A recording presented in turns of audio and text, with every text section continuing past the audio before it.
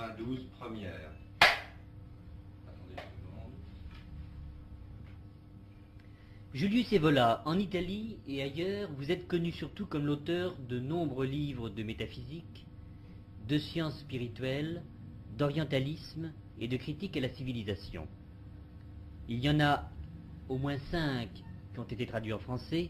Par exemple, votre ouvrage majeur, tout au moins quant au public, c'est-à-dire La métaphysique du sexe, qui est publié en France, et va paraître bientôt Révolte contre le monde moderne. Mais dans la période entre 1917 et 1925, vous avez fait aussi de la peinture et de la poésie, et vous avez participé au mouvement de l'art d'avant-garde, au futurisme et au dadaïsme. Et vous êtes considéré comme le principal représentant et théoricien du dadaïsme en Italie. Pouvez-vous nous préciser votre position par rapport au futurisme et au dadaïsme? Eh bien, pour nous en Italie, c'était naturel s'intéresser au futurisme parce que c'était l'unique courant vraiment d'avant-garde en Italie. Mais je n'ai jamais donné une adhésion formelle au futurisme. Mes rapports avec le futurisme ont été assez superficiels. Par contre, mon nom, vous l'avez trouvé dans la liste des présidents du mouvement Dada que Tristan Tzara a dressé en 1921. Bien que j'ai exposé des tableaux et des dessins dans des expositions futuristes, et j'étais l'ami de Balla, le peintre Balla, et aussi de Severini, notre peintre futuriste, Marinetti en tant que personne ne m'était pas du tout sympathique. Comment était Marinetti comme homme? Est-ce que vous pouvez l'évoquer brièvement? Très violent, très sensuel, très spontané, trop spontané. Et j'étais en train de vous dire que ce que je n'aimais pas dans le futurisme, c'était justement cette allure un peu prépotente, envahissante. Tout ce que dans le futurisme était une sorte de dynamisme sur une base essentiellement sensoriale, une sorte d'élan vital dépourvu d'une dimension de l'intériorité, tout cela est très loin de moi. Au contraire, lorsque j'ai lu le premier manifeste du dadaïsme, j'ai senti une affinité profonde avec ces positions. Alors j'écris à Tzara, et alors il s'empressa de me faire avoir toutes les publications d'Ada qu'il publiait, qu'il fait paraître. Comment était Tristan Tzara? Comme je le dire, il est venu à Rome une fois, c'est là que je l'ai connu. Mais est-ce que vous pouvez tracer un portrait rapide de l'homme? Difficilement. Si je ferme les yeux, je ne le vois pas physiquement devant mes yeux. Il y a presque 50 ans qu'ils sont passés là. Mais en ce qui concerne le dadaïsme, on a dit que votre conception était fondamentalement spiritualiste. Pouvez-vous nous préciser dans quel sens et quelle signification eut pour vous l'expérience dadaïste? Alors, le terme spiritualisme, c'est un peu fat et vague. Le fait, c'est que, avant tout, je ne suis pas parti avec de l'art et de la littérature. Je connaissais déjà textes de métaphysique et de mystique. Pour moi, ce qui était intéressant dans le dadaïsme, c'était une volonté d'expression radicale. C'était l'évocation d'un chaos primordial pour dépasser toutes les limites. Mais le but de cela, ce n'était pas pour moi, selon mon interprétation, le moi qui rentre dans une sorte de vie indifférenciée, mais une ouverture à la transcendance. Dans ce sens-là, je peux dire que ma conception était spiritualiste. Et j'ajoute que, on peut dire, mais pour préciser, le but, ce n'était pas de délivrer la vie avec la majuscule, mais c'est de se délivrer de la vie pour passer dans une dimension supérieure. Alors, je dois dire que Tristan Tzara n'était pas dépourvu d'une compréhension pour cette dimension plus profonde du dadaïsme. Il y a, par exemple, ici, je regarde encore, une carte de vie, date septembre 21, envoyée du Tyrol autrichien. Il dit, je me trouve ici avec des autres amis, Aragon, Édouard, Harpe, Hertz, écrivez-moi ce que vous faites et ce que vous pensez. Vous savez bien que je m'intéresse beaucoup à tout ce que vous faites. Écrivez même sous la forme lapidaire d'une carte.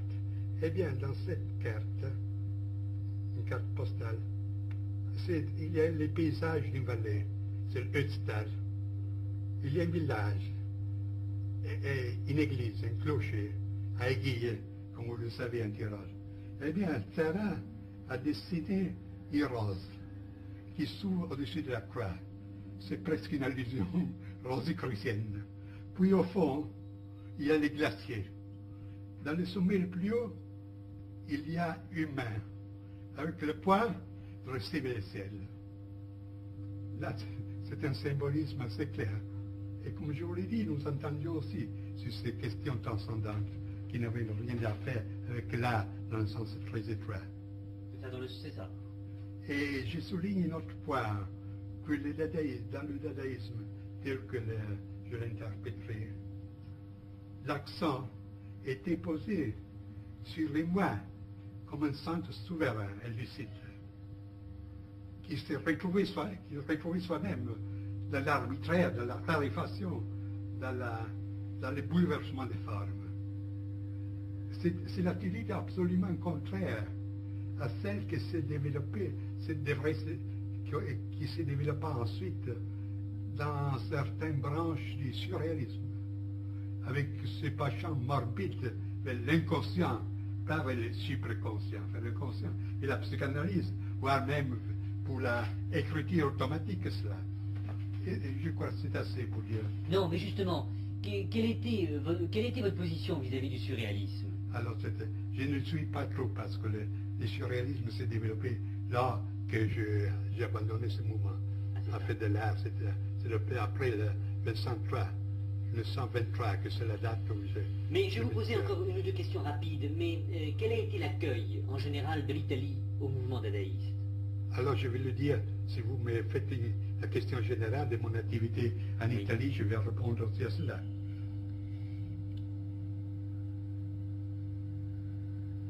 C'est ça. Quelles ont été les manifestations du dadaïsme au sens propre en Italie? En particulier, quelle a été votre contribution personnelle au dadaïsme? Voilà, alors je peux répondre aussi à ce que vous veniez de dire avant. Et il faut souligner qu'il n'y a pas eu un mouvement dadaïste au sens propre en Italie. Il y a eu des manifestations singulières. À Mantoue, il y avait un petit groupe avec Cantarelli et Fiozzi qui avaient publié une petite revue appelée Bleu, où aussi des dadaïstes collaboraient. Mais j'ai su de cette revue par le truchement de Tzara. Ensuite, j'ai donné aussi ma collaboration. Mais de cette revue ne sont parus que trois numéros. Et pour tout le reste, moi, personnellement, j'ai fait une exposition en 1922 en Italie et aussi en Allemagne, dans la galerie Der Sturm de Herbert Walden, avec 60 pièces, dessins et peintures. En 1923, j'ai fait une exposition collective avec Fiozzi et Caldarelli en Italie, dans la galerie d'arte moderne du Bragagna. Et puis, j'ai publié une brochure appelée Arte Astrata pour la collection Dada. Il y avait des peintures, des poèmes et l'interprétation théorique par moi de l'art abstrait. Puis j'ai fait des conférences, une conférence sur Dada, même à l'Université de Rome. Puis il y avait à Rome, puis j'ai publié un poème, La parole obscure du paysage intérieur, poème à 4 voix, en français. Il parut pour la collection Dada en 1920. 95 et 19 exemplaires. Ces poèmes ont été réédités récemment par l'éditeur Cheiviller de Milan. Au-dessous d'une salle de concert bien connue à Rome, l'Augusteo, il y avait un cabaret nommé les grottes de l'Augusteo. Les grottes de l'Augusteo. Avait été organisé par un certain Ciacelli, un peintre futuriste qui avait un cabaret aussi à Stockholm. 93 première. À Rome, il y avait une salle de concert très Attendez une connue. seconde, vous reprenez maintenant. Allez-y, parce qu'on s'est Maintenant. quand vous voulez. À Rome, À Rome, il y avait une salle de concert très connue, dans un ancien amphithéâtre romain, appelé Augusteo. Au-dessous de cette salle, un peintre futuriste italien, Arturo Ciacelli, avait créé un cabaret à la française. Dans ce cabaret, dans les salles de ce concert, deux de ces salles, je les peintes moi-même, j'ai fait la décoration moi-même. Là est un petit théâtre. Dans ce théâtre, il y a eu une manifestation dada, avec la récitation de ce poème à 4 voix, par 4 personnages, 3 hommes et une jeune fille, qui pendant la récitation buvaient du champagne et fumaient. Et la musique d'accompagnement, Schoenberg, Satie et des autres musiciens de cette ligne. Cette soirée était destinée à des invités seulement, et chacun reçut un petit talisman dada. Et nous avions l'intention de lancer un numéro unique sur le dadaïsme avec la traduction des manifestes dada, mais malheureusement celui qui nous avait promis les moyens financiers n'a pas tenu sa n'a parole. pas tenu pas sa parole. Et je vous dis que là, quant à l'exposition dadaïste, il ne s'agissait pas seulement de cartes et de tableaux, mais nous avions l'intention précise d'épater les bourgeois le plus possible. Ainsi, il y avait dans la salle toutes sortes de placards. À l'entrée, chaque visiteur entre salle intrigant. Puis, à travers la salle, des mots de Tristan Tzara. J'aimerais bien coucher avec le pape. Vous ne comprenez pas, nous non plus, comme c'est triste. Au fond, avant nous, la blénorragie, après de nous, les déluges. Puis, sous les tableaux, il y avait des petites écritures comme ça, par exemple, achetez ce tableau, je vous en prie, ça fait 2 francs 50. L'autre tableau à regarder en dansant les chimies. Puis les préférences et les antipathies des Dada. Par exemple, Dada aime les bas en soie. Dada est contre la patrie. Dada n'aime pas la Sainte Vierge. Le vrai Dada est contre Dada, et ainsi de suite. Alors, vous pensez bien que, étant donné cet penchant auquel nous tenions beaucoup, parce que pour nous, une certaine mystification, un certain euphémisme, une certaine ironie était essentielle dans le dadaïsme. Vous pouvez bien penser qu'elle était l'accueil du public en général, qui se rendait déjà aux manifestations dadaïstes, pas pour s'intéresser à l'art, mais pour faire du tabac. Si bien qu'on se rendait là avec des potages, avec des œufs pourris, etc. Mais aussi, à part le public en général, aussi la critique ne nous prit pas au sérieux. Il n'avait pas un soupçon de ce qu'il y avait de sérieux, dirais-je même très sérieux. Il y avait derrière cette masque de fumisme et de mystification, etc. Ainsi, je peux dire que le dadaïsme n'a pas eu de suite en Italie. Lorsque je suis retiré, lorsqu'après avoir publié 3 ou 4 numéros, le groupe de Mantoue s'est retiré dans le silence, il n'y a pas plus eu d'une suite. Quelle a été la raison de votre retraite, justement? Je vous l'ai dit, mais je peux ajouter pour compléter que oui. Dans le cas, ce qui a eu une répercussion en Italie, c'était la direction de l'art abstrait surtout. Cette direction a agi surtout sur le futurisme, influençant le futurisme. Surtout Prampolini, qui peut être considéré comme le lien, le trait d'union entre futurisme et dadaïsme. Il publia une revue qui s'appelait Noé, nous autres. Et un numéro fut fait aussi avec moi comme compte directeur. Mais puis nous n'étions pas d'accord. Après ce numéro, rien ne s'est produit plus. Mais je crois que vous avez une attitude assez critique vis-à-vis du futurisme. Est-ce que vous pourriez nous reparler brièvement de Marinetti et de son futurisme?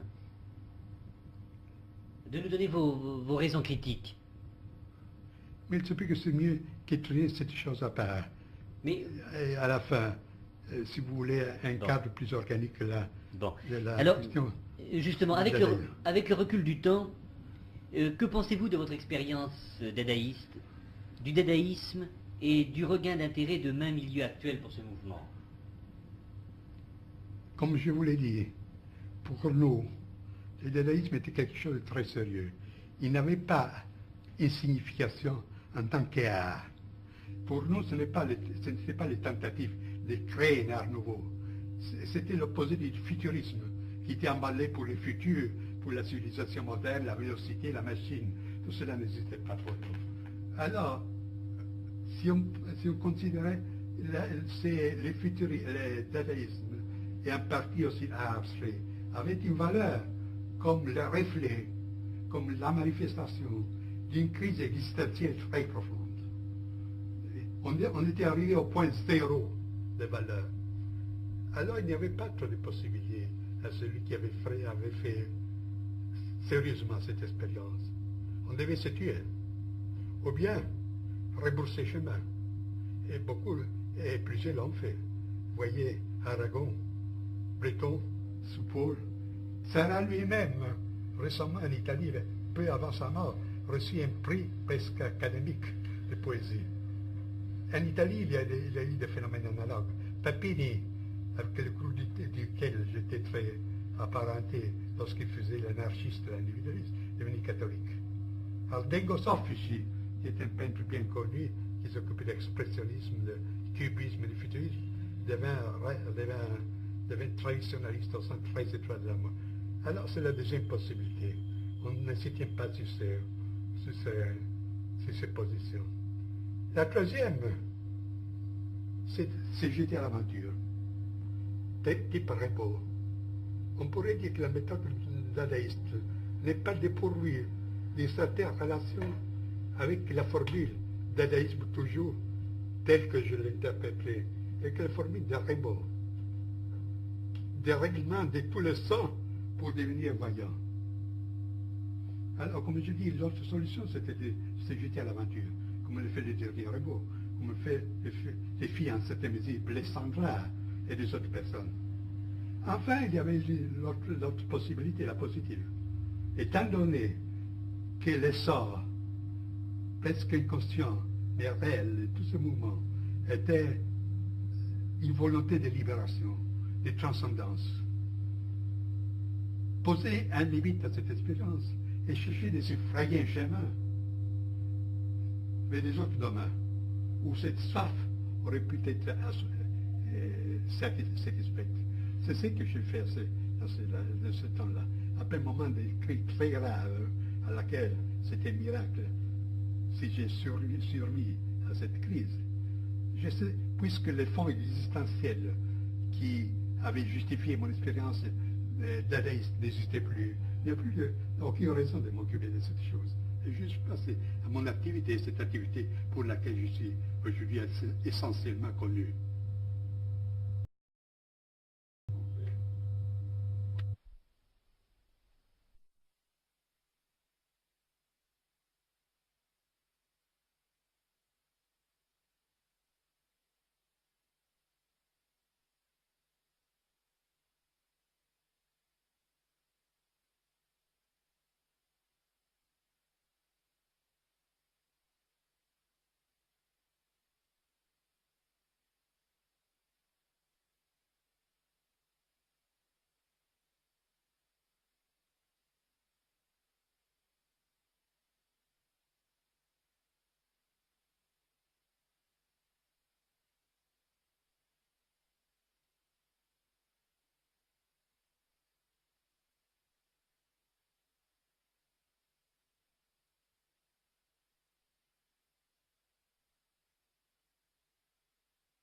Data 94 première. Que pensez-vous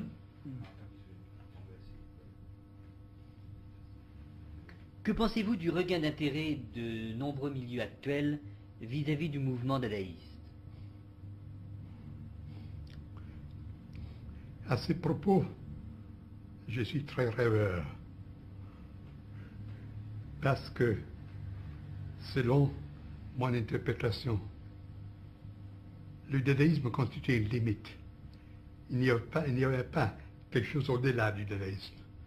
Et je vous signaler les possibilités presque tragiques qui s'étaient présentées à ceux qui ont vécu profondément cette expérience.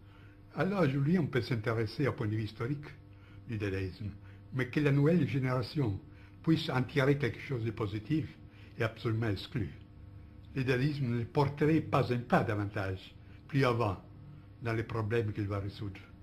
Et puis, je ne prends pas trop au sérieux tous ces contestataires, tous ceux qui proclament une révolte aujourd'hui, parce que c'est de la simple agitation. Il manque un point positif de repère, absolument. Il se peut qu'ils savent ce qu'ils n'aiment pas, mais ils ne savent absolument pas ce qu'ils veulent, au point de vue positif. J'ai écrit une fois qu'ils ressemblent à des guêpes renfermées dans une bouteille de verre, qui d'une manière frénétique se jettent contre les parois. Mais ça ne produit absolument rien. Alors, si je vous l'ai dit, si j'ai dit que selon mon interprétation, le dadaïsme était une limite, il n'y a rien à reprendre aujourd'hui. Il n'y a que de regarder ce qu'il était. Il se peut que c'est la dimension d'une crise intérieure profonde qui était le sous-fond du dadaïsme, que cette situation se présente aujourd'hui de nouveau. Mais le dadaïsme ne lui proposerait rien de positif. Il y a un peu de différence sur la question de l'art abstrait, parce que vous savez qu'un courant du dadaïsme a donné lieu à l'art abstrait, à côté du surréalisme.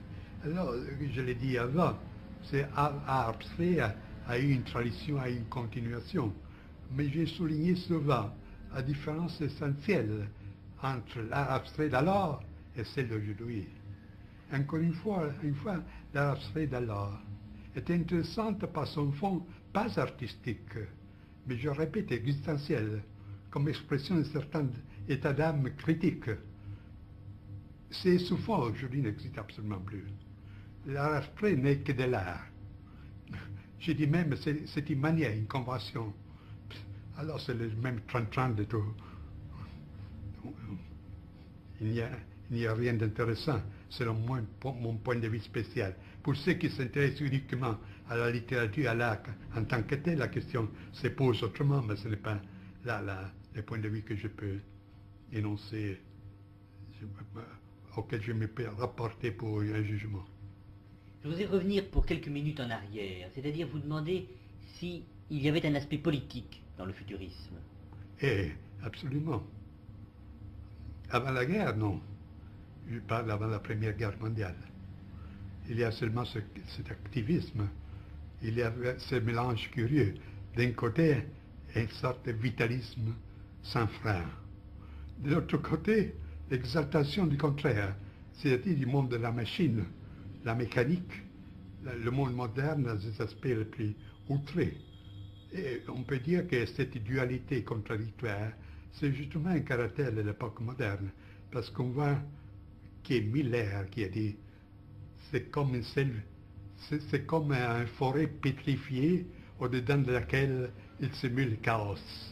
Alors ces forêts pétrifiées, c'est justement tout l'établissement, toute la civilisation matérielle, mécanique. Et au fond, il y avait ces forces souterraines, irrationnelles, déchaînées, qui émergent de temps en temps de façon les plus différentes.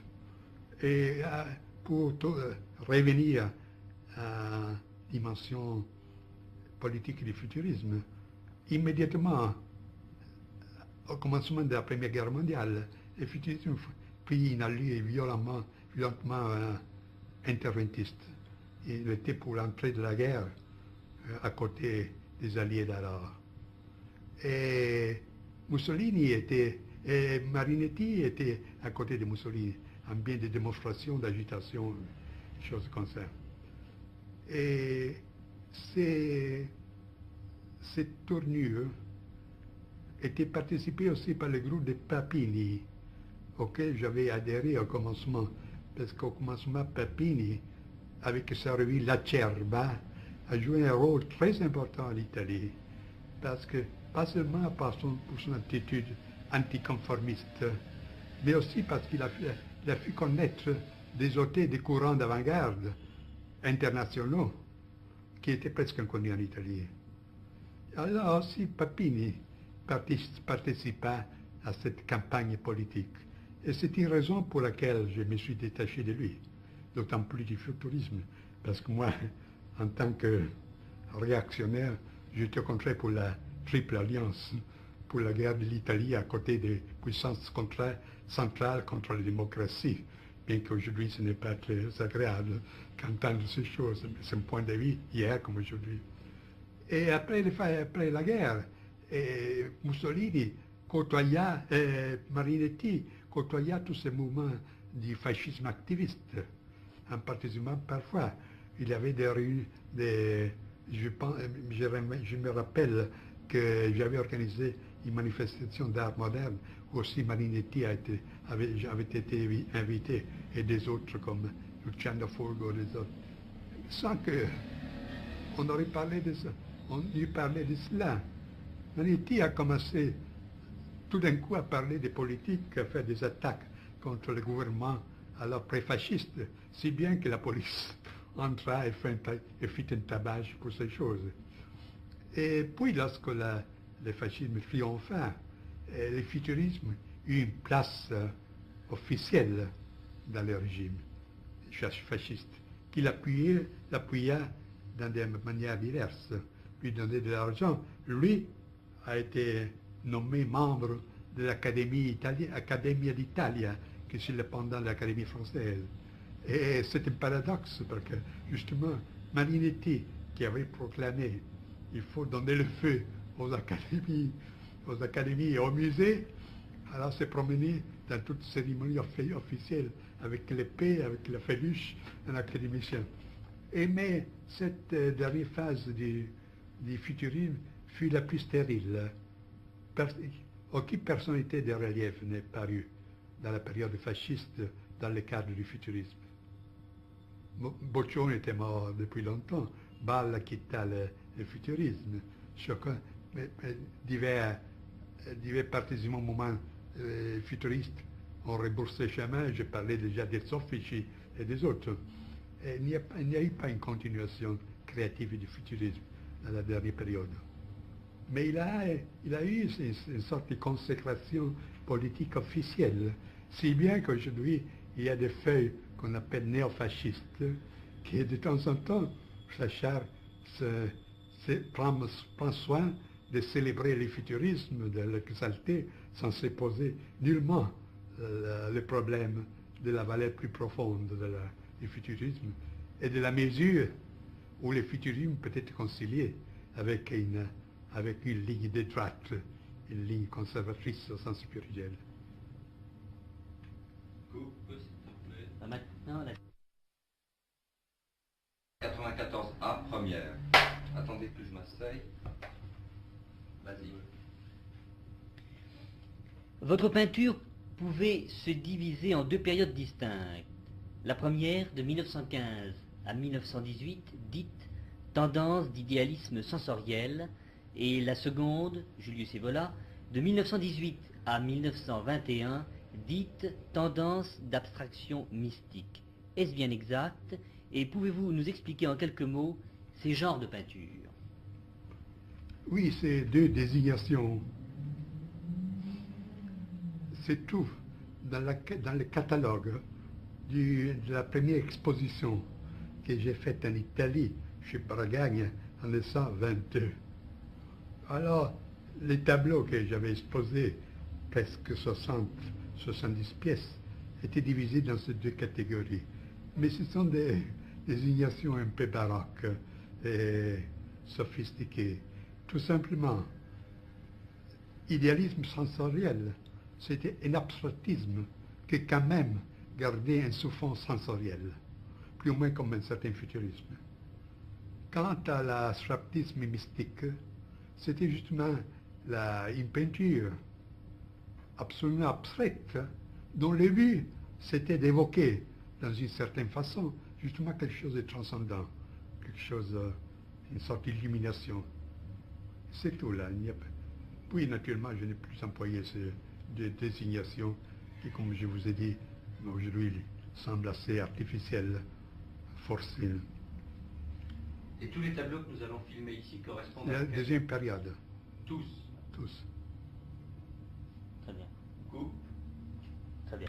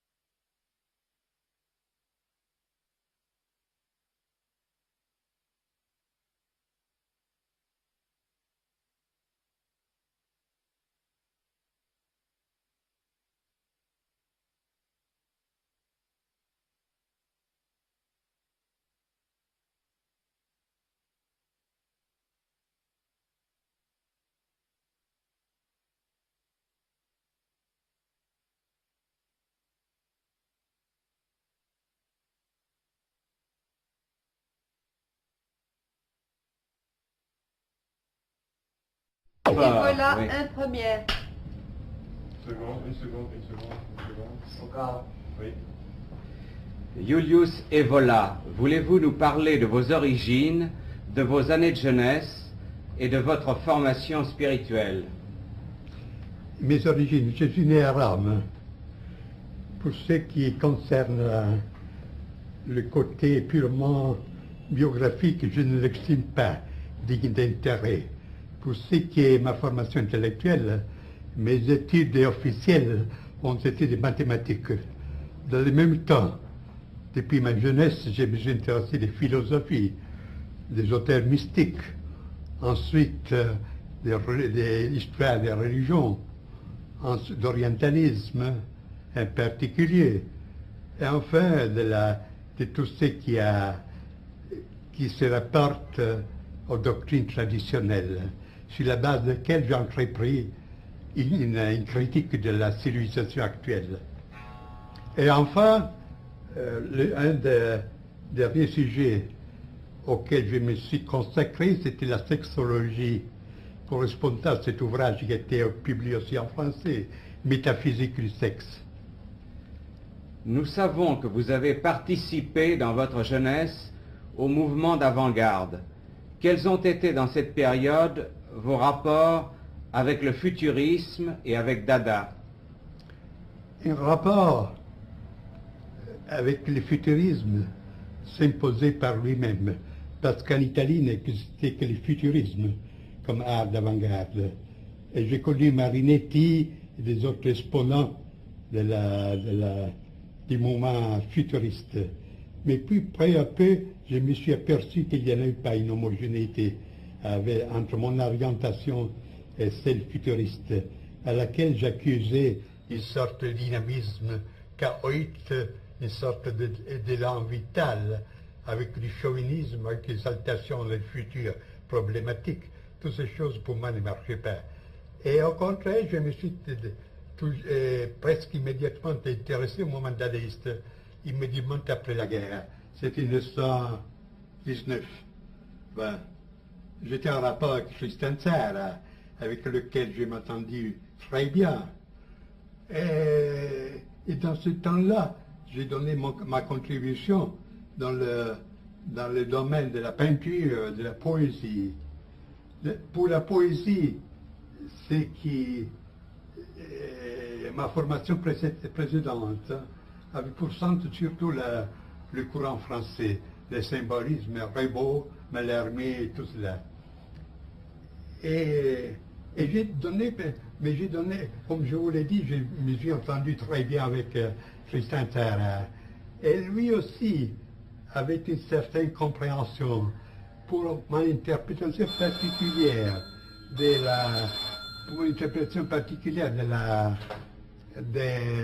du dadaïsme.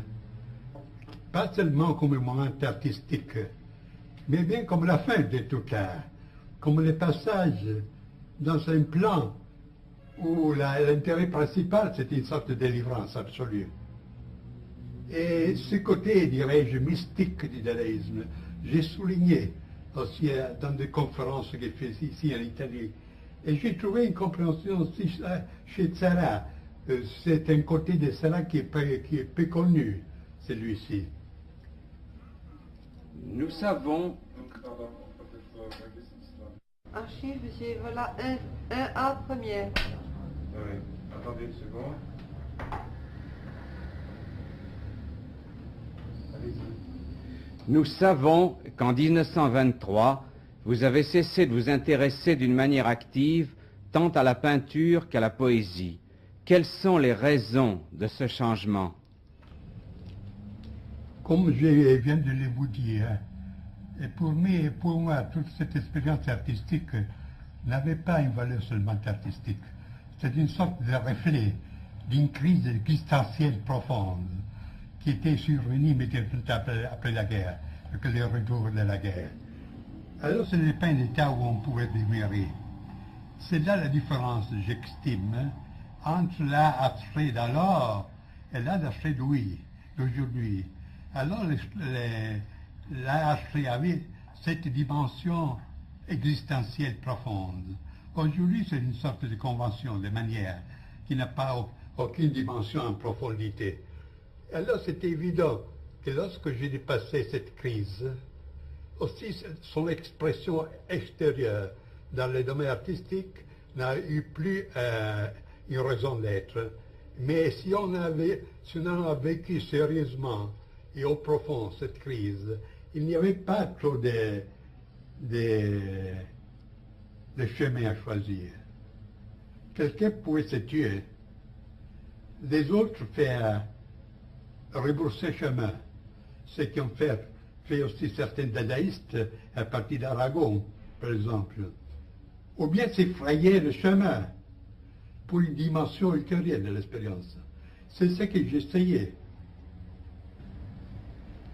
En 1925 et jusqu'en 1930, vous formulez la théorie de l'idéalisme magique et de l'individu absolu.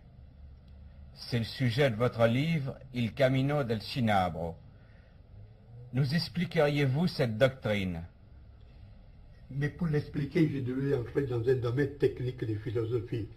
Je peux dire en résumé que cette doctrine, c'était une synthèse entre l'idéalisme absolu de la ligne des successeurs de Kant, Schelling, Fichte, etc., de l'existentialisme avant la lettre, avec une dimension ésotérique.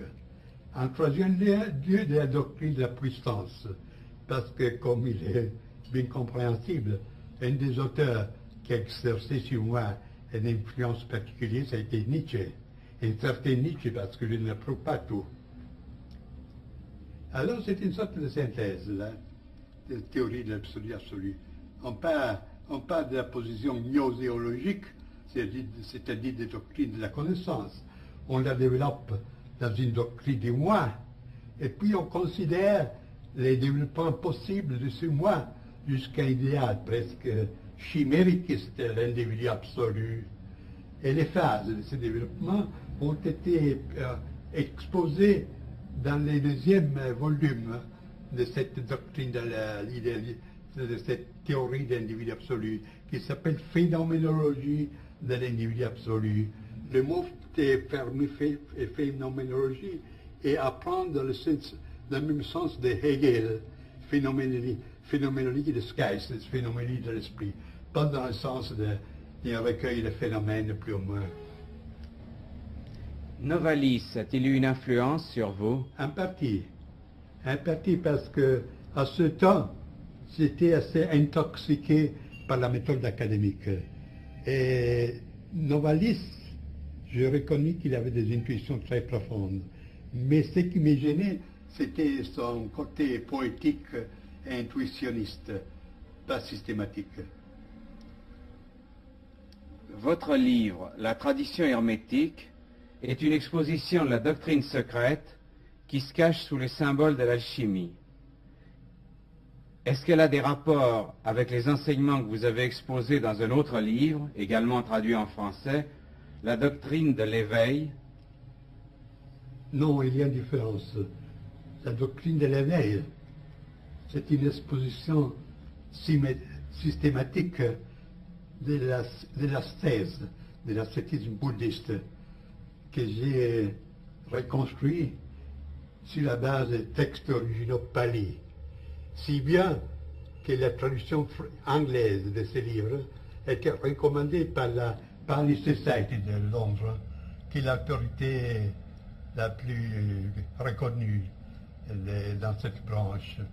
Et alors, ce livre est considéré comme un classique sur des études sur le bouddhisme, bien que ces thèses, pour la mentalité commune, pour une culture moyenne, sont révolutionnaires, parce que je considère comme un malentendu, ou bien comme une déformation, la conception du bouddhisme comme cette vision de la vie qui considère seulement le monde comme souffrance et le nirvana comme une sorte d'évasion plus ou moins dans le néant pour s'échapper à cette douleur. Je démontre au contraire, toujours sur l'appui des textes, parce que dans chaque page, vous trouvez des citations de toutes sortes, qu'au commencement, le bouddhisme était une doctrine initiatique, que le vrai sens de cette doctrine et de cette ascèse, qui a une allure toute particulière, c'est-à-dire, dirais-je, scientifique, parce qu'il n'avait pas de présuppositions religieuses ou morales, alors que le but ultime de cette discipline, c'était la réalisation de l'inconditionné. Le vrai nirvana, c'est l'inconditionné, que le bouddhisme pose au-delà même du royaume de Dieu. Archive, monsieur Vola, 2 premières. Attendez une petite seconde. Et quelle est la différence avec la tradition hermétique? Et comme vous venez de le dire, la tradition hermétique, c'est un livre qui est consacré à l'exposition, à l'interprétation de cette tradition secrète qui se cache sous des symboles alchimistes, de métallurgie, d'opérations métallurgiques.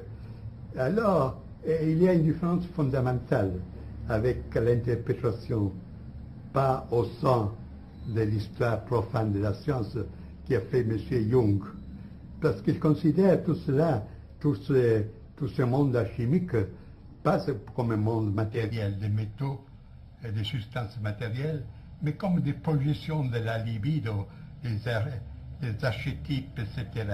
Au contraire, j'expose ces enseignements comme un enseignement initiatique qui, comme tel, concerne les forces réelles, bien que pas physiques, et a pour but la transformation intérieure de l'homme. Alors là, il y a, je voudrais dire que ceux des livres, Doctrine de l'éveil et Doctrine tradition hermétique, indiquent 2 voies possibles. L'un, c'est d'une ascèse sèche, virile, du détachement. on réalise les noyaux, dirais-je, olympiques de l'être par les moyens du détachement absolu de tout, soit du lien terrestre, soit du lien céleste. Au contraire, la tradition hermétique a un esprit bien plus occidental, hein, je m'aventure de le dire, c'est-à-dire a un caractère opératif. C'est une réalisation immanente, hein, dont le but est près de ceux des grands mystères, c'est-à-dire c'est significatif que le but, que l'état ultime de la religion hermétique est signé par des symboles royaux. C'est la couronne, c'est le roi, c'est l'empereur. Et ce n'est pas les couleurs blanches de la contemplation, mais c'est les couleurs rouges du feu. Alors là, c'est une tradition très intéressante au point de vue de son affinité avec l'esprit aussi de l'Occident. Et je pense que mon exposition, je dois le dire, c'est l'exposition la plus complète et plus approfondie aussi pour les comparaisons avec les autres enseignements qu'il existe sur ces sujets. Aussi Jung a éprouvé la nécessité de citer mon livre entre les systèmes, entre les expositions systématiques de l'hermétisme. Mais à votre avis, et c'est je crois une chose essentielle pour la suite de votre exposé, peut-on se détacher de soi-même? Mais c'est là la présupposition de toute doctrine ascétique, même mystique, encore davantage initiatique. Votre ouvrage, La révolte contre le monde moderne, date de 1934. Il est la base d'une révolte de droite qui, comme vous l'avez dit, se présente d'une façon bien plus radicale que toutes les contestations actuelles auxquelles vous reprochez l'importance attribuée à Herbert Marcuse. Voulez-vous vous expliquer sur ce point et nous indiquer en quelques mots la matière et l'orientation de la révolte contre le monde moderne? La révolte contre le monde moderne, c'est un livre assez gros, assez fort. Il se compose de deux parties. Là, l'une s'appelle Le monde de la tradition. Et je cherche de donner ce qu'on appelle en philosophie une doctrine de catégories du monde traditionnel, c'est-à-dire les formes constantes dans lesquelles se présentent à travers des différences presque indéfinies, mais qui ne cachent pas l'identité de la substance, la forme dans laquelle se présentent les structures fondamentales d'une société, c'est-à-dire à partir de la royauté, la loi, l'État, l'espace, le temps, la guerre, la relation entre les sexes, le jeu. Et c'était tout cela, en puisant dans les documents les plus variés, à partir de l'Extrême-Orient jusqu'à l'Amérique précolombienne, du Moyen-Âge jusqu'à l'Antiquité méditerranéenne, etc. La deuxième partie, alors la première partie, je pourrais l'appeler morphologique. La deuxième, au contraire, c'est une sorte de philosophie de l'histoire. En partant de la préhistoire, la plus lointaine, je cherche de reconstruire, ou d'interpréter, si vous le voulez, les cours de l'histoire. Cours dont la clé, pour moi, est l'idée d'involution, et pas d'évolution. Et à ces sujets, je prends comme base non des idées personnelles, mais cette doctrine des 4 âges que vous retrouvez dans des traditions très différentes, avec une remarquable homogénéité, à partir de la doctrine hindoue de Yuga jusqu'à la doctrine que Hésiode expose des 4 âges, âge de l'or, de l'argent, du bronze et du fer, jusqu'aux enseignements du même esprit nordique, etc. Et alors, sur la base de ce schéma, j'interprète les phases principales du développement, c'est-à-dire de la chute occidentale. Et la fin de cette interprétation a été presque prophétique, parce que le titre du chapitre correspondance s'appelle « Les cycles se ferment, Russie et Amérique ». Et je donne l'image de la Russie bolchéviste et de l'Amérique capitaliste comme deux branches des mêmes choses que malgré toutes les différences ont les mêmes sens, d'étrangler tout ce qui reste de l'Europe traditionnelle. C'est ce qui est arrivé après. Si vous considérez que le livre est paru en 1933-34 en Italie, en 1934 en Allemagne. Alors, étant donné cette structure du livre, vous voyez que les titres « Révolte du monde moderne » ne correspondent pas entièrement au contenu, parce qu'il ne s'agit pas d'un livre polémique. Mais la polémique vient par soi-même, parce que, en voyant comme sont les choses, c'est naturel pour quiconque garde une certaine sensibilité spirituelle de dire non au monde moderne. Mais c'est là la différence avec Marcuse, avec toute cette bande de contestataires, etc. Ils peuvent avoir raison dans certaines critiques, mais lorsque vous demandez au nom de quoi, ils ne savent absolument dire rien. Et c'est mieux qu'ils disent rien, parce que lorsqu'on écoute Marcuse sur les sujets de ce qu'il propose comme une société meilleure, on est terrorisé parce que sa sociologie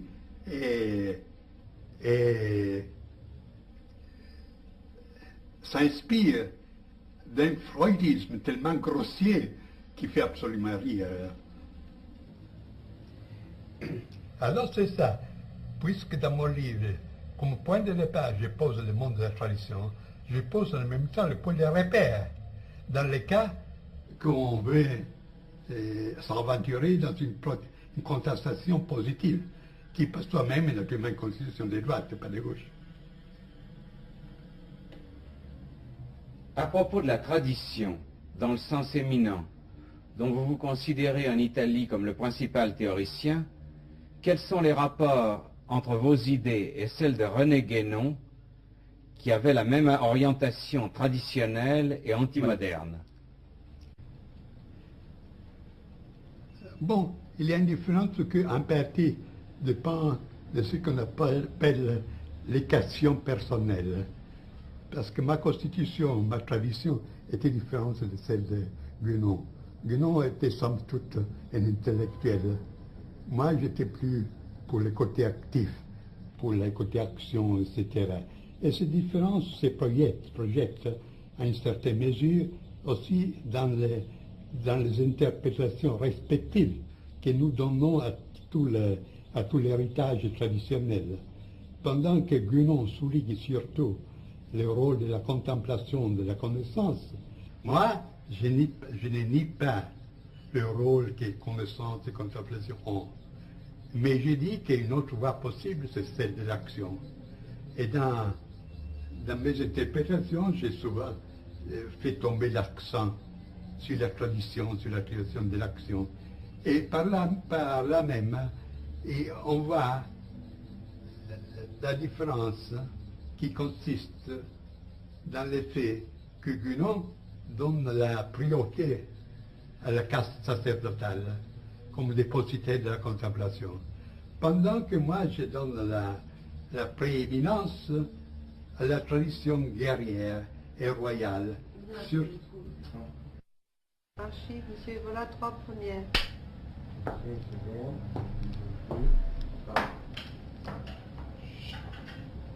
Cette différence se reflète dans le rôle que nous donnons à l'Église et à l'Empire. Guénon estimait que si l'Occident a eu une tradition, ceci est dû à l'Église, à la tradition catholique. Moi, j'affirmais avec Dante, au demeurant, que la tradition ghibelline de l'Empire était l'exponent justement d'une tradition de la même dignité, avec une dimension surnaturelle qui est très claire dans l'idéologie Ghibelline des Hohenstaufen, des empereurs allemands. Et j'ai cherché de trouver les documents, les témoignages de cette veine secrète dans la littérature chevaleresque et surtout dans le mystère du Graal, qui pour moi c'est un mystère absolument gibelin.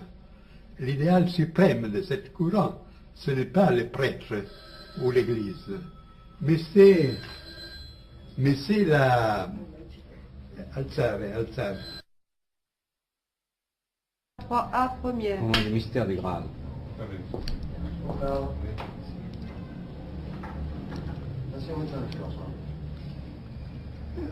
Alors, en cherchant des témoignages sur la spiritualité impériale, sur les ghibellines, je me suis rapporté à toute la tradition chevaleresque, notamment à la tradition du Graal, que j'ai interprété dans un livre qui est paru aussi en français, qui s'appelle Les mystères du Graal et la tradition ghibelline.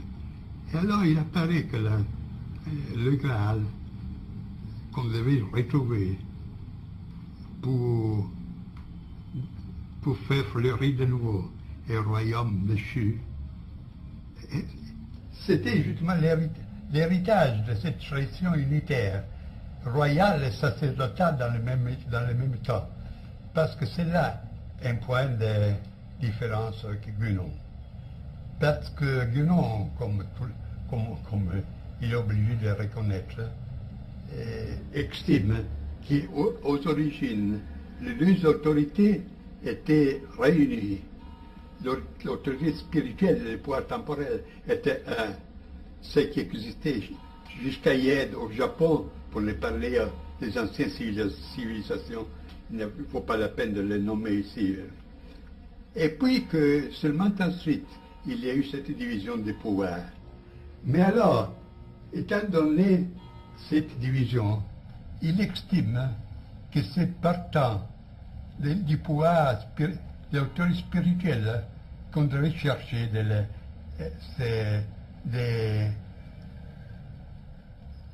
de venir à une reconstruction traditionnelle. C'est qui est arbitraire parce que s'il s'agit de des morceaux, on peut concevoir la même entreprise aussi partant de l'autre, c'est-à-dire intégration royale dans la dimension spirituelle.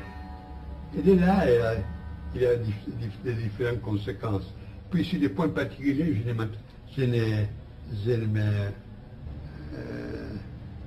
je ne m'arrête pas trop parce que ça conduirait trop lointain. Guénon estimait que l'Église catholique aujourd'hui, ce serait le point de repère, le point de repère pour un redressement traditionnel. On voit aujourd'hui où est que va l'Église. Ce sont des illusions. Et je garde une lettre de Guénon avec laquelle nous avions une correspondance très suivie, dans laquelle, puisque j'ai fait cette objection, il a dit, pour moi c'était un devoir d'indiquer certaines possibilités, mais je savais d'avance qu'il aurait eu une fin de nous recevoir. Et alors la direction aujourd'hui ouverte à gauche de l'Église ne laisse pas de doute sur cette chose. Et l'autre point de contraste, c'est au sujet de la maçonnerie, de la franc-maçonnerie. Il considère que, puisqu'il est très formaliste, que lorsqu'on organise l'organisation traditionnelle, au moins aux origines traditionnelles, garde intactes ces rites, ces cérémonies, toutes ces opérations, elle maintient sa valeur, même si au point de vue pratique, elle subit une dégénération ou bien. Et moi, je ne suis pas de cet avis, n'est-ce pas? Et je ne peux pas que constater l'action dans le sens antitraditionnel, que depuis la vieille Révolution française jusqu'à hier, la maçonnerie comme une sorte de religion du troisième État a exercé. Et je suppose que la maçonnerie, qui aux origines avait un caractère initiatique, que dans cette maçonnerie se sont infiltrés, sont pénétrés des influences qui lui ont donné une direction tout à fait contraire. Est-ce que vous accepteriez de nous parler d'un point particulier? C'est le livre le plus mystérieux de Guénon, Le Roi du Monde. Oui. Qu'en pensez-vous? Eh bien là, C'est un aperçu général du caractère de nature documentaire. Il constate comme l'idée d'un centre suprême du monde revient dans les traditions les plus diverses. Et il décrit ces différentes traditions. Et décrit aussi quelle est la fonction attribuée à ce centre. Quant à dire si ce centre existe ou non, il croit qu'il existe, mais il ne va pas trop à s'aventurer dans cette information, dans une affirmation si dangereuse, parce que j'écris un essai dont le titre est « Les centres initiatiques de l'histoire ». Ce roi du monde devait contrôler tous les destins de l'humanité. Que fait-il? Parce qu'il est clair que l'Occident, depuis longtemps, a pris la voie du déclin, d'involution, et aujourd'hui encore davantage. Que fait-il? Ou il ne peut pas, ou il ne veut pas intervenir. Alors, c'est là un problème. Et nous ne parlons pas du Tibet, dont les mythes étaient si fascinants, si charmants pour beaucoup de spiritualistes, de théosophes. Et il a suffi que des bandes communistes l'envahissaient parce que tout ce qui était tradition tibétaine a disparu. Sur le plan de l'action, quels ont été vos rapports avec le national-socialisme et le fascisme? Est-ce qu'à cet égard, il faut se reporter à votre livre « Le fascisme et ses critiques du point de vue de la droite », suivi des remarques sur le Troisième Reich?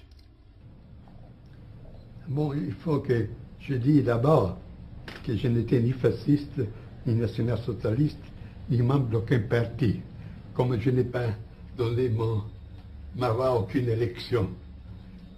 Pour ce qui est de ces mouvements, il y a deux côtés à considérer. L'un négatif, c'est-à-dire leur négation. Et je ne pouvais pas être d'accord avec les mouvements qui s'est déclaré contre toute démocratie et tout marxisme. Alors, je pouvais accepter cette position. Pour ce qui concerne les côtés positifs, il y a des côtés valuables, des aspects valuables, des aspects qui ne l'étaient pas. Et ce que je pouvais prouver est la reconstitution de l'autorité de l'État. L'idée de dépasser la lutte des classes avec une formation hiérarchique et corporative, et un certain style militaire et discipliné de la nation, et une certaine tendance anti-bourgeoise. Et tout cela, pour moi, allait bien. Et ce que je n'approuve pas, c'est le côté dictatorial. Chez nous, le mal est à moitié parce que, bien que nominalement, la monarchie existait encore. Au contraire, l'action du national-socialiste a été, dans certains sens, assez destructrice, parce qu'il a nié, en grande partie, ces traditions qui existaient même après la Première Guerre mondiale. Alors, pour ce qui sont les rapports avec ce mouvement, je n'ai exercé presque aucune action dans le monde du fascisme, aussi pour des raisons particulières de mentalité et pour une sorte de maçonnerie qui s'était formée là, des groupements fermés. Pendant que j'exerçais une certaine action en Allemagne, mais justement dans ce milieu qui n'était pas justement national-socialiste, mais qui était conservateur aristocratique. Par exemple, j'ai fait des conférences.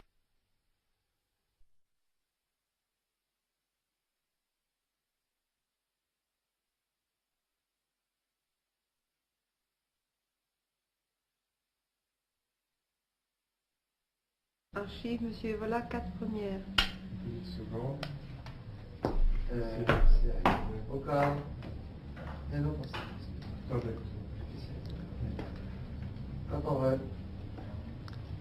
Je vais dire que des rapports, je l'ai eu surtout avec l'élément de ce qu'on appelait la révolution conservatrice en Allemagne, die conservative révolution. Et j'étais très ami du baron von Gleichen, qui était le président du Herrenclub, du club des seigneurs de Berlin, dont le rôle est assez connu dans la période précédente. Et pas avec les mouvements nazistes en tant que tel. Pour Hitler, je n'avais aucune sympathie, parce qu'avant tout, j'ai trouvé qu'il était une nature prolétarienne. En second lieu, qu'il est un type dangereux de posséder, bien très doué, d'où ses succès, etc. Et pour ce qui est de la SS, le discours est un peu différent, parce que d'habitude, on connaît de la SS seulement les aspects les plus fâcheux, camps de concentration, tout cela, Gestapo, etc. Mais il faut se rappeler que Himmler flirtait avec l'idéal d'un ordre, ce qu'on appelait, il y a aussi un livre en français, l'ordre noir. Il voulait ressusciter dans une nouvelle forme l'ancien ordre, les chevaliers Teuton, les chevaliers germaniques du IIe siècle.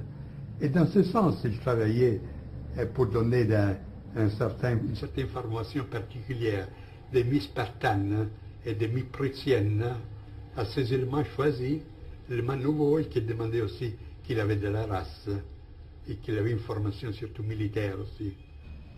Et alors, dans ce sens, puisqu'il cherchait aussi une sorte de consacration pour cet ordre, il avait intérêt aussi pour les symboles primordiaux, tout ce qui était les traditions primordiales. Et dans ce sens, il avait porté aussi l'attention à moi. Et j'ai fait des conférences à Berlin, en allemand, pour les chefs de la SS, justement sur ces domaines, sur ces camps tout à fait particuliers, ces domaines tout à fait particuliers. Et c'est là tout, je n'ai pas eu notre relation avec les Allemands. Est-ce que vous avez effectivement tenté de constituer le début de l'Ordre Noir? Qui était lui, Himmler. Himmler l'a tenté. Et il a formé. Si ce qui a formé était à l'auteur de l'idéal, c'était notre discours, n'est-ce pas? Voulez-vous nous dire quel est votre concept de race et pourquoi vous avez été accusé par vos adversaires de racisme? Mais vous savez, raciste, fasciste, etc., ce sont des étiquettes qu'on emploie très volontiers pour quelqu'un qu'on veut liquider sans se donner la peine de connaître les idées véritables.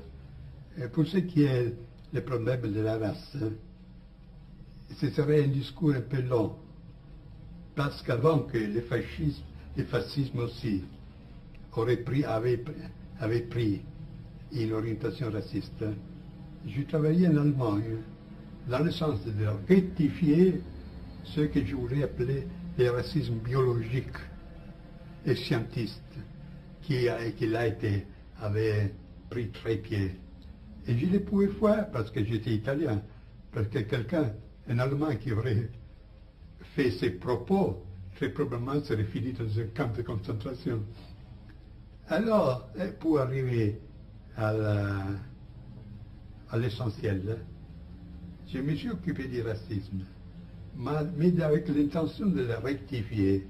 De là, une doctrine toute particulière de la race.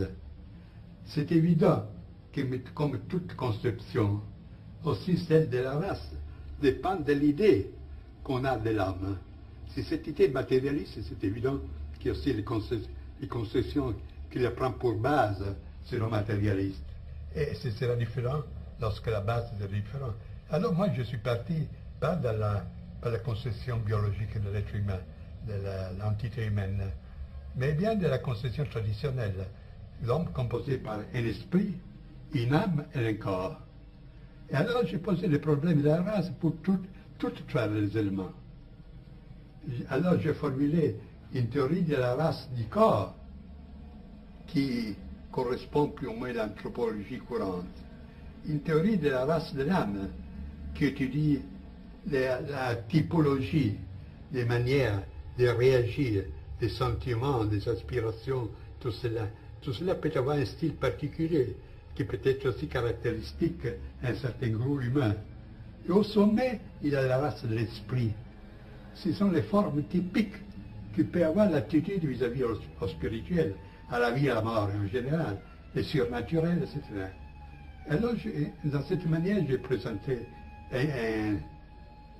un tableau plus complet, plus intégral du problème de la race.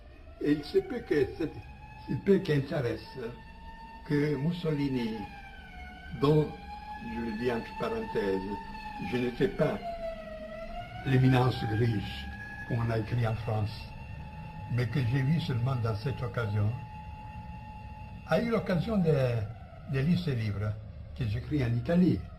Ça s'appelle Synthèse de la doctrine de la race, avec ses différenciations. Et il était enchanté, au point qu'il voulait en faire la base pour une action particulière dans laquelle l'Italie aurait été le sujet actif vis-à-vis de l'Allemagne, pour la supériorité, les caractères plus complexes de cette thèse. Et c'est là la première occasion que j'ai vu Mussolini, lorsque la guerre avait déjà commencé. Alors tout se raconta, moi, évidence Gruge, Mussolini, etc., ce sont de la fantaisie pure. J'ajoute que le racisme, ce n'est pas un synonyme d'antisémitisme. Les problèmes du judaïsme, pour moi, existent. Mais on ne doit pas confondre les choses. Dans Les hommes et les ruines, vous avez avancé une doctrine qui se résume en ces mots: agissez de sorte que ce sur quoi vous ne pouvez rien ne puisse rien sur vous, et aussi chevaucher le tigre. Voulez-vous nous expliquer cette doctrine? Eh bien, il y a là, je me permets de le dire, une petite confusion, parce qu'il s'agit de deux livres très différents. L'un s'appelle Les hommes et les ruines, c'est-à-dire les hommes qui sont encore debout au milieu des ruines spirituelles et matérielles de l'époque ultime. L'autre, c'est à le titre Chevaucher les tigres. Le premier, en un certain sens, est positif, parce que je cherche d'exposer les éléments d'une doctrine de l'État, d'une vision de la vie, d'une éthique, la critique de l'économie, du passement du capitalisme, du socialisme. Et c'était là le problème de la guerre occulte. Et c'était jusqu'à arriver à un chapitre final qui s'appelle l'Europe, son unité et ses conditions, où je pose les problèmes et je cherche de les résoudre selon un point de vue naturellement traditionnel. Alors ce livre a été écrit, maintenant il paraît en 3e édition, il a été écrit il y a 12 ans, dans le but de servir des points de repère par un groupement des droits italiens. Il est inutile de remarquer, de souligner que lorsque je parle des droites, je ne parle point du tout de la droite économique, qui pour moi est une subversion telle comme les marxismes et l'autre.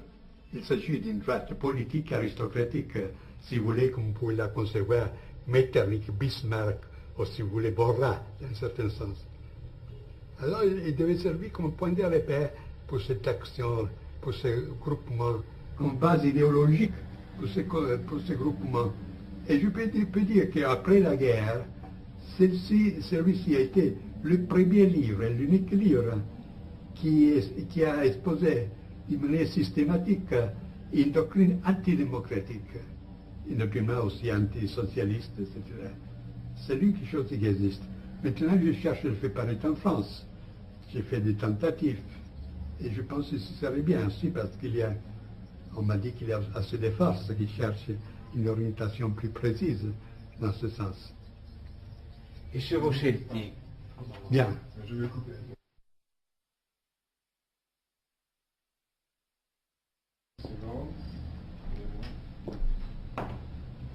Encore.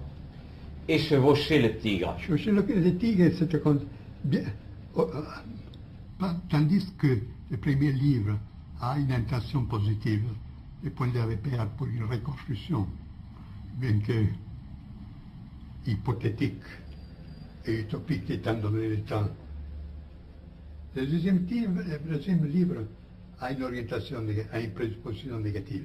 C'est-à-dire que nous sommes désormais dans une époque de dissolution complète, qu'il y a des procès en cours qui sont arrivés à une phase telle qu'on ne peut plus les arrêter. Au point que s'opposer directement à ce procès, à ce phénomène, on risquerait d'être écrasé. Alors il y a une autre manière de les accepter, mais lui donner une direction différente. Et c'est là la formule chevaucher le tigre. Le tigre, c'est qui est déchaîné, chevaucher et s'y mettre dessous pour attendre que l'animal se fatigue ou bien s'épuise pour prendre la parole. Et là, il y a un autre point. C'est une formule tantrique. Transformer les poisons en médecine.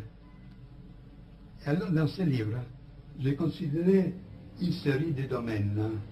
La religion, la morale, la science, les arts, la politique, la vision du monde, la société, la famille, le sexe et tout cela.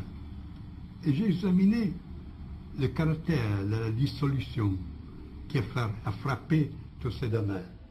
Et puis j'ai indiqué de quelle manière on peut utiliser cette dissolution, pas avec un résultat négatif pour une destruction, comme c'est le cas pour la plus grande partie des personnes, mais pour un homme que j'appelle l'homme différencié, pour acquérir une libération supérieure, en détruisant de certaines formes qui, somme toute, ne sont pas les formes du monde de la tradition, mais la forme de la civilisation de la société bourgeoise, acquérir une nouvelle supérieure liberté. Alors c'est là le thème de ce deuxième livre. Vous vous êtes beaucoup occupé du sexe et surtout de la métaphysique du sexe. Un de vos ouvrages, paru en France, y a rencontré beaucoup d'intérêt. Pouvez-vous nous en parler? Du sexe, je me suis occupé assez récemment. Et ce livre a eu son point de repère, avec l'intention que j'avais d'écrire une introduction au livre de Weininger, Sexe et caractère. Puis là, j'ai vu que la matière s'élargissait d'une manière telle que ce n'est pas possible de contenir la introduction. Alors, naturellement, en recueillant les autres matériaux, j'écris ce livre. Et on peut dire que, dans un mot, que c'est l'anti-Freud. C'est la position de Freud. On peut dire que, tandis que Freud a découvert une dimension transcendante, mais presque démoniaque du sexe, subpersonnel, je cherche de retrouver dans l'expérience du sexe une dimension transcendante au sens supérieur, qui conduit à non. En grec, comme on pourrait dire, anagogique, pendant que l'autre est catalogique, c'est qui conduit vers le bien. Et alors, il y a là un examen, pas seulement des formes profanes de l'amour et de l'amour sexuel, tel que presque tout le monde les connaît, pour y découvrir des, comment on dit, épirailles. Est-ce qu'il existe épirailles? Lorsque quelque chose s'entrouvre. Ah oui, une ouverture. Mais ouverture, c'est un peu. C'est also disons, des symptômes d'une expérience plus profonde, de laquelle même les personnes intéressées, c'est-à-dire les personnes qui s'aiment, ne s'aperçoivent pas. Ils ne s'aperçoivent pas justement là où cette dimension serait la plus importante, dans l'orgasme sexuel. Alors, il y a constaté d'un point de vue qu'aujourd'hui on appelait phénoménologique, ces aspects d'expérience sexuelle. Je suis passé en considération des études comparées. J'ai constaté comme cette dimension, dans les autres civilisations, avait toujours été reconnue. On connaît un sacrum sexual, c'est-à-dire un sacré du sexe, qui était la base, pas seulement pour les rites un peu répandus de tout le monde, mais aussi pour les pratiques assez précises, pour conduire l'expérience sexuelle à produire des phénomènes magiques, statiques et mystiques. Et là, j'ai recueilli des traditions de toutes sortes, selon mon habitude, l'extrême-orient du taoïsme, au tantrisme, les pays arabes, c'était jusqu'à la démonologie du Moyen-Âge, etc. Alors c'est la position du Freud dans ce sens. Et j'ai cherché d'attirer l'attention sur une dimension du sexe qui est autant superpersonnelle et profonde comme celle sur laquelle Freud s'est obsessionné, mais qui au contraire a pour fond le plus profond une transcendance. Et j'ajoute que la clé pour mon interprétation était le mythe de l'androgyne. Vous les trouvez comme on les connaît surtout en Europe. Chez Platon, le banquet, quelle est la clé? L'interprétation du sexe.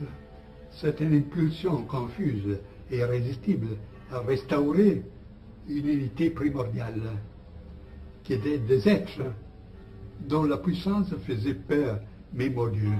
Et dans les mythes platoniques, c'est pour ça que les dieux, on les a brisés à deux, hommes et femmes. Ainsi donc, pour vous, le sexe peut être un élément de la reconstruction. Non, de reconstruction, non. Pétitisé, c'est un domaine purement individuel. C'est-à-dire que peut-être utilisé pour chercher d'approfondir l'expérience, pour déceler et assimiler cette dimension transcendante. Et c'est évident qu'il y a une opposition précise entre la liberté sexuelle d'aujourd'hui et ces doctrines. Parce qu'aujourd'hui, nous vivons dans une sorte de démonie, de démonisme du sexe. Mais c'est justement une sorte, quelque chose qui fait dépendant aux drogues. C'est des manières pour évader, pour échapper à l'angoisse existentielle. Et alors, tout finit dans des sensations plus spasmodiques et chaotiques qui ne sont absolument aucune solution du problème. Ceci, je l'ai exposé aussi dans un essai d'un de mes livres, qui n'est pas traduit en français, s'appelle L'arco et la clava, c'est-à-dire l'arc et la massue. Mais vous-même... Pardon. Alors, moi je vais laisser tourner quand même.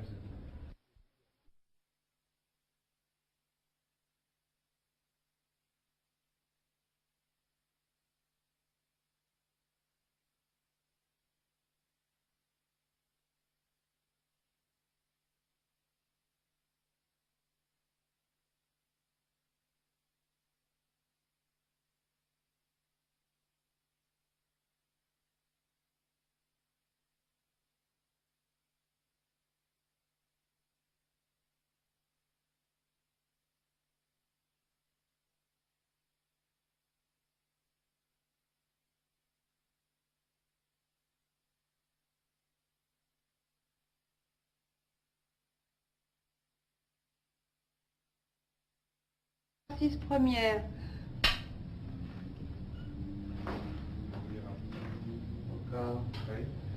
Mais vous-même,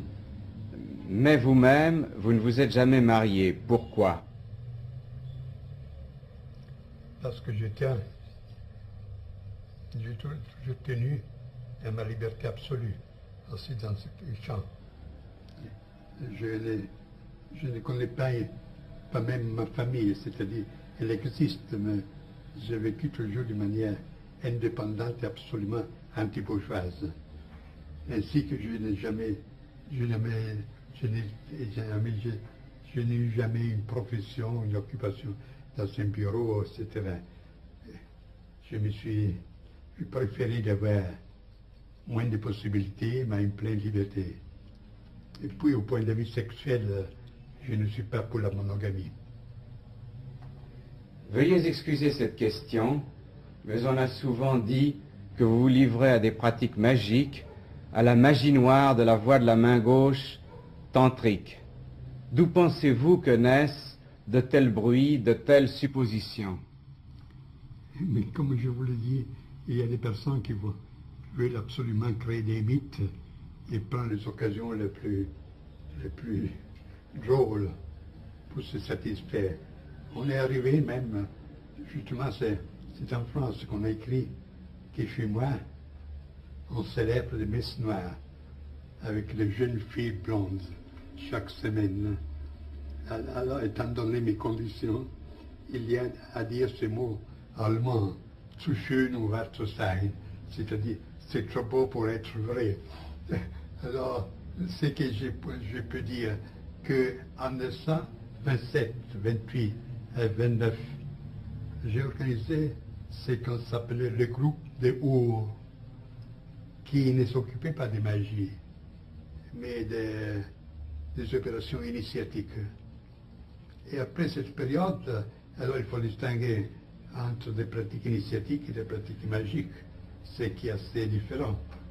Et j'ajoute que de ce groupe de Our est né un ouvrage qui est presque unique dans son genre. Ce sont des 3 volumes qui s'appellent Introduzione alla magia, Introduction à la magie. Ce sont des monographies anonymes, parce que selon nous, ce n'est pas l'auteur qui compte, mais le sujet, avec des traductions, des commentaires. Alors je pense que pour quelqu'un qui veut explorer de manière sérieuse, parmi tant de contrefaçons et de fantaisies, ces sujets, cet ouvrage est indispensable. Et paru en troisième édition italienne, il y a un an, moins d'un an, ici. Et si, pour ce qui est l'origine de ce recueil, vous savez bien qu'en partant des théories, on arrive très facilement à supposer des pratiques correspondantes. Moi, j'étais le premier en Italie à faire connaître le tantrisme, à exposer aussi ces rites de la main de la roi, de la main gauche, etc., à examiner cette éthique de ce qu'on appelle le kaula. C'est un courant des tantriques qui professe une sorte de surhomonisme, une sorte de doctrine du surhomme, au-delà du bien et du mal, en se permettant toutes choses, sur la base d'une préparation ascétique. C'est là le singulier, qu'on considère l'ascétisme dans ce courant, pas pour un moyen de se détacher du monde, mais pour être libre de le vivre, sans y être pris. Et dans cette présupposition, on peut se permettre toutes choses, ce qui naturellement est assez dangereux étant donné la faiblesse humaine. Alors, à partir de ces présuppositions, de ces expositions et de la compréhension que j'ai eue pour ces doctrines, il est facile de penser que moi aussi je m'occupais de ces choses. Au moment où vous affirmez que nous traversons l'âge obscur dont parle la tradition hindoue, quel est à votre avis le remède ou les remèdes à cette dissolution de la civilisation actuelle? Réponse tout à fait négative. Il n'y a rien à faire. Selon cette doctrine de philosophie de l'histoire ou métaphysique de l'histoire, sur une base involutive dont je vous ai parlé dans les questions précédentes, nous sommes jusqu'à la fin, presque à la fin d'un procès de dissolution qui a commencé pas hier, qui ne consiste pas dans ses aspects plus ou moins indifférents, bien que fâchés de la société de consommation, technocratie et tout ça, mais qui ont commencé bien en avant, avec la perte progressive de tout sens réel, du surnaturel, avec la coupure des liens qui rattachaient l'homme à ce qui est plus humain, plus que humain. Étant donné que ce procès qui a commencé depuis des siècles, nous sommes arrivés presque à la phase ultime. Et c'est assez absurde de chercher d'arrêter ce procès comme arrêter une lavine. On dit lavine, hein? La neige qui forme une avalanche. Une avalanche. J'ai fermé lorsque presque arrivé dans la vallée. Et alors, il n'y a qu'à attendre, ça se rattache un peu avec la doctrine de chevaucher les tigres, comme vous pouvez bien le comprendre. Et il n'y a que dire que ce qui est important est que cette personne s'est-il malgré tout debout pour continuer, même de manière souterraine, et avec pas des effets immédiats, la tradition. Et je reporte souvent des beaux mots d'un poète autrichien, Rilpart, qui dit « Le souhait est que ceux qui ont veillé pendant la longue nuit se rencontrent avec ceux qui arriveront dans la nouvelle aurore. » Est-ce que vous avez l'espérance de la vie éternelle? Espérance. Vous savez que dans notre doctrine, nous n'avons ni espérance ni crainte. Où on sait une chose, on ne le sait pas. Je pourrais vous dire quelles sont les vies traditionnelles sur ces sujets, mais on ne finirait plus. Ce n'est pas une chose à dire la vie éternelle. Avant tout, il faut poser la question de la survivance. Puis distinguer les différentes sortes de survivance. Puis distinguer la survivance de l'immortalité, et ainsi de suite. Parler de la première mort, de la seconde mort. Et vous voyez que c'est un sujet très vaste que j'ai considéré dans mes livres. Et votre idée qu'il n'y a pas un autre monde, mais un seul monde avec une dimension invisible du monde, est-ce que vous appelleriez cela du nom de Dieu? Je ne comprends pas. Je veux dire, cette dimension invisible du monde, qui est dans tous vos livres, dimension surnaturelle, est-ce que vous lui donneriez le nom de Dieu?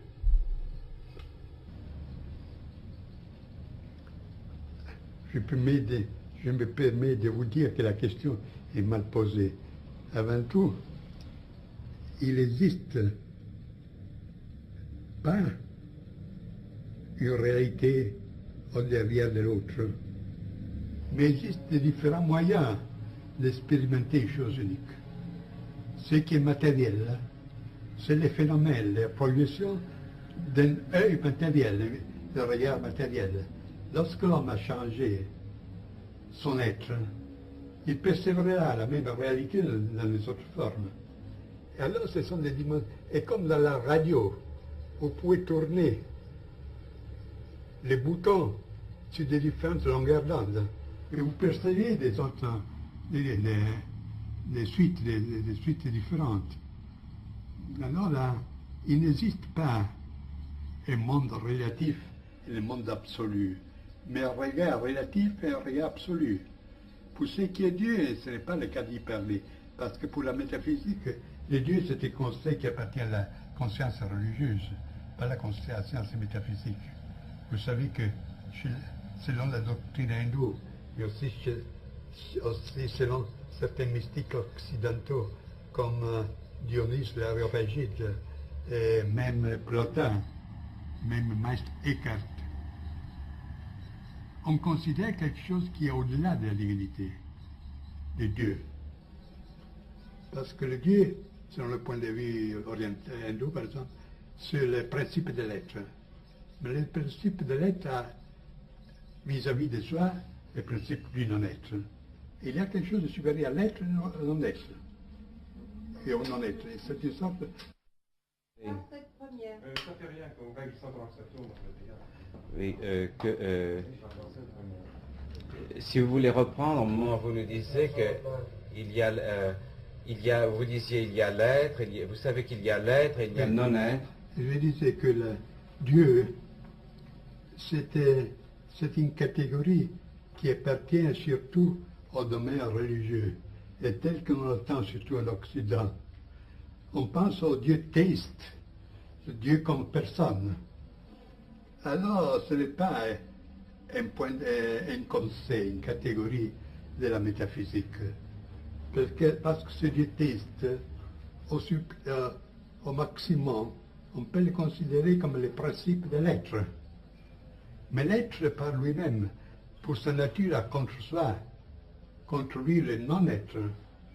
Et on peut concevoir quelque chose qui est au-delà de l'être et du non-être. Et c'est là la métaphysique. C'est l'affect métaphysique dans une conception traditionnelle du monde. Et c'est là, c'est là dont parle Plotin, c'est la Gottheit, c'est-à-dire le Dieu au neutrum, dont parle Meister Eckhart, et qu'il pose au-delà des dieux.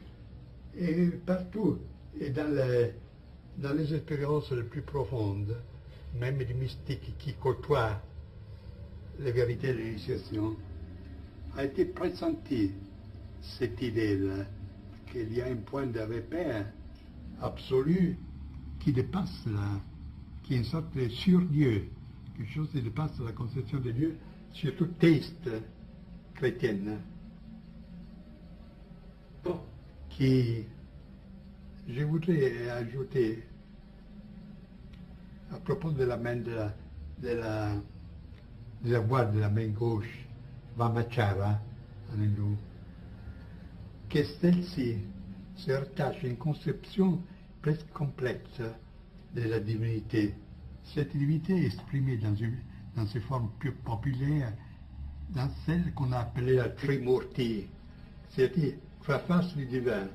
L'un qui est Brahma au masculin, pas au neutrum.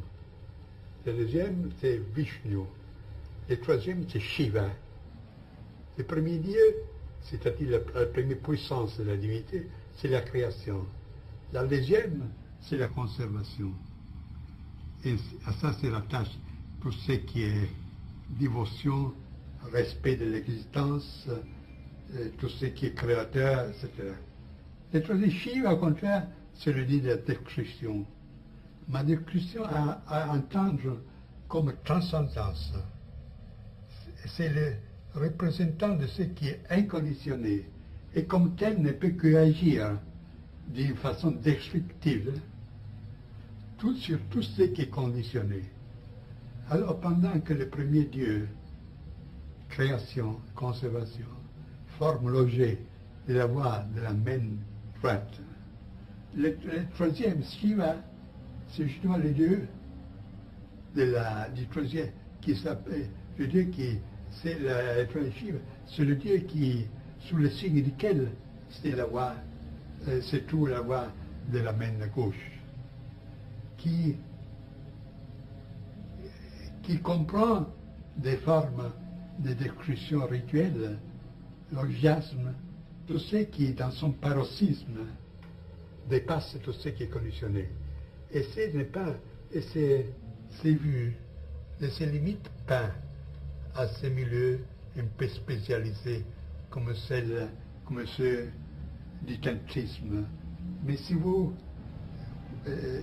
consultez un texte qui est aux Indes a la même popularité presque de la Bible chez nous, que c'est la Bhagavad Gita, dans le chapitre 10e, vous trouvez justement que la forme suprême du Dieu se révèle dans sa manière épouvantable, dans sa forme épouvantable, en une force qui détruit toute chose, qui est comme un potentiel trop haut qui fait sauter un circuit, un schéma. Et c'est intéressant que cette révélation du divin dans sa forme suprême a été accordée à un guerrier, Arjuna, lorsque au point de combattre, en voyant dans le fil de ses ennemis, aussi des parents, des amis, ne veut plus combattre. Alors le Dieu l'encourage en disant, tous ceux que tu vois sont déjà morts avant d'être nés. Tous seront transportés par ma puissance destructive, parce qu'aucun est à l'auteur de la transcendance que je suis. Alors, de par peur, sois mon instrument et combat sans peur et sans souci. Je crois que c'est là la justification la plus haute, la justification sacrale la plus haute de la guerre qu'on peut trouver dans le monde traditionnel. Et pour terminer sur une note plus gaie, voudriez-vous nous raconter quelques anecdotes sur la manière futile dont parfois on vient vous questionner? Et je n'ai pas dit parce que c'est une question futile et stupide. Je ne réponds pas, je fais marcher, je pose une fin de non-recevoir. S'il s'agit de choses amusantes, je réponds avec les autres choses amusantes.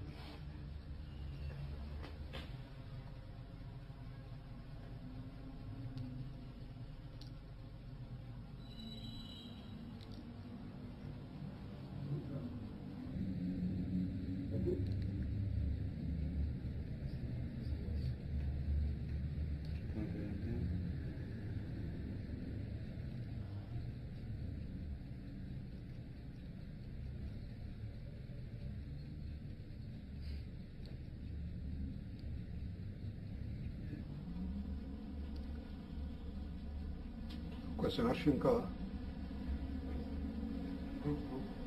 C'est pour...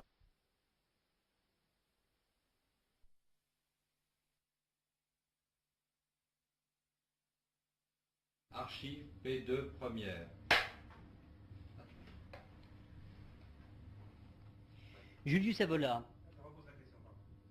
Julius Evola. En Italie et ailleurs, vous êtes connu surtout comme l'auteur de nombreux livres de métaphysique, de sciences spirituelles, d'orientalisme et de critique de la civilisation. L'un de vos livres est même très connu en France, c'est La métaphysique du sexe, et bientôt l'on va publier Révolte contre le monde moderne. Je crois que vous n'avez pas connu le poète américain Ezra Pound, mais vous l'avez rencontré pendant la guerre à Rome, et je voudrais que vous me donniez votre opinion sur ses idées politiques, ses idées économiques.